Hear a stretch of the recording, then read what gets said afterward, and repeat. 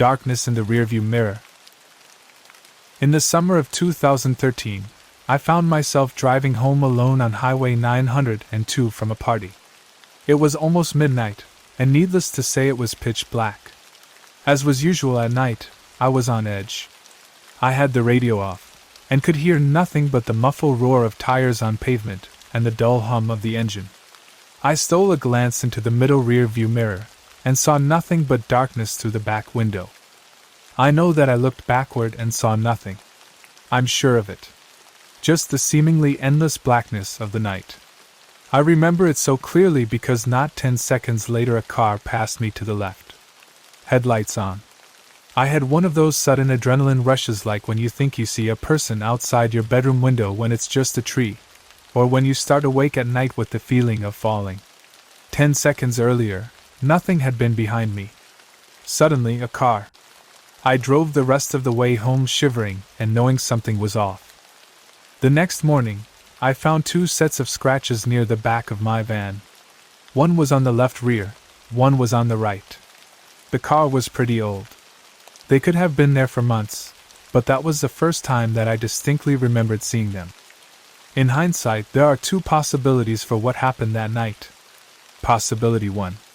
By some glitch in reality, or something paranormal, this other car had somehow appeared behind me within 10 seconds of me checking my mirror. Like some weird ghost crap or something. However, the second option is what makes my blood run cold whenever I consider it. It didn't even occur to me until months after the fact, but it makes me dread driving alone at night even more. Possibility 2. The car was normal. It had approached me from the rear and passed me to my left.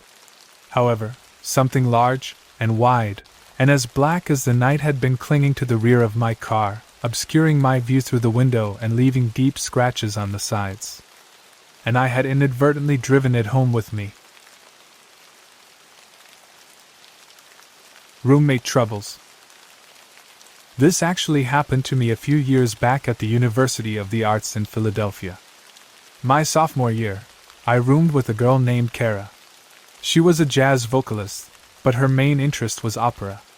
We had a small room on the 6th floor of a dormitory called Juniper Hall. The walls were thin, and her last night's singing and voice practices would keep me up late. After a month or so of lost sleep, I convinced her to move her last night practices to the music studios in the Merriam Theater building a block away. Around 8 o'clock one evening, Kara announced that she would be practicing late for an upcoming recital and probably wouldn't be home until around midnight. Great, I thought, that means I can go to bed early. I was beat. I had a horrible day in acting studio, and was ready to pass out as soon as I had dinner. She said goodnight and left, coffee and sheet music in hand. I made some grilled cheese and soup, gobbled it down, and immediately began to prepare for bed. By the time I got out of the shower, my eyelids were so heavy I could hardly brush my teeth. I pulled on my PJs and crawled into the top bunk of our bunk bed. I was out as soon as my head hit the pillow. I should take a second to describe the layout of our apartment. When entering the apartment, the bedroom was through a door immediately to the left. Our bathroom was inside the bedroom, just past the bunk beds. UArts is nice in the sense that you don't have to share bathrooms. Anyway, I woke up to the sound of the apartment door closing.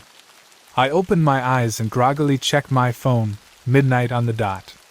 I rolled back over and closed my eyes. I heard Kara enter the room and stop in front of the bunk bed. Checking to see if I'm actually asleep, I thought. She flopped down on the bed below me, which was strange, as she was a stickler for brushing her teeth and washing up before bed. Then again, exams were just around the corner, and we were all exhausted. The mattress below me creaked, and then was silent. I couldn't even hear her breathing. I started to drift off again. I was just on the edge of deep sleep when I was startled awake again by a noise. A key in the lock. The door opening. And Kara entering our apartment, humming an opera tune. The mattress below me creaked. Kids in the dark. Growing up poor in the deep south meant sharing a lot with my little brother Ollie.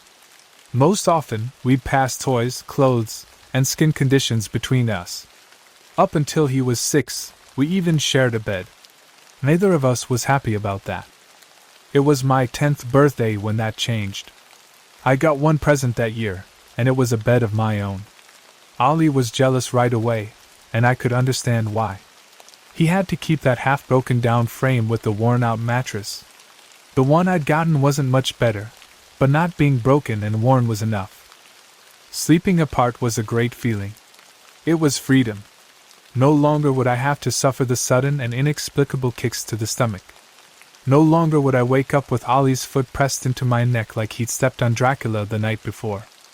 At least, that's what I'd thought. Right away, right after I got the new bed, the shriek started. At first I thought Ollie woke up in the middle of the night and screamed because he'd gotten scared.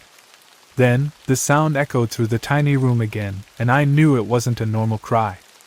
The room was always black as pitch after sunset. The one window we had was pressed against a long-leaf pine, and even the biggest, brightest moon cast no light inside. The shriek just about drove me crazy. Every night, probably at the same exact time, these sharp yelps would knock me right out of my dreams. It wasn't my mom or dad yelling either. I knew what that sounded like, believe me. Most worrying of all was the fact I could never tell where it was coming from. It seemed completely random. One night it had come from somewhere near the closet. The next, it'd shoot out from a corner of the ceiling. Any hope I'd had of having my own space would get dashed every time as Ollie would silently slip into the bed with me, shaking like crazy. He'd clasp onto me and wouldn't let go until it was almost daybreak. Most times I'd take his hand and tell him everything was going to be okay, that it'd be over by morning, but I was never really sure. Over time, the shriek started changing. At first it was only by small degrees, but eventually it took on the primal hooting sound of a primate calling out its fierce warning. I had to clasp pillows to my ears just to keep from going deaf. Mom and Dad never believed me or Ollie, basically because the thing, whatever it was, refused to make a peep when they were in the room. Apparently they couldn't even hear it through the walls, even though it was damn sure loud enough. The shriek just got worse and worse until I felt like I couldn't take it anymore. Me and Ollie were doing really bad in school, and we just had no energy at all. I could sleep more deeply with my head propped up and eyes open in the middle of class than in my own room at night. Then, thankfully, we moved out of the house nearly a year later. I had contemplated all sorts of things, even a child's clumsy concept of suicide, to get away from the horrific nightly noise. There was no problem at the next house. It was a nice white cookie-cutter home on a dead-end street, and I welcomed the normalcy. What's more, when we moved in there was a bunk bed waiting for me and Ollie. No more broken bed, no more second bed I ended up having to share anyway. The only problem was deciding who'd get the top bunk. I told Ollie I deserved it. After all, I had gotten a new bed way back, and he ruined it by climbing in every night. What? He shook his head. I never did that. I had always wondered why the noise stopped the second I was sharing my bed. Now I had the answer. Thanks for watching. Subscribe and stay tuned for another episode tomorrow.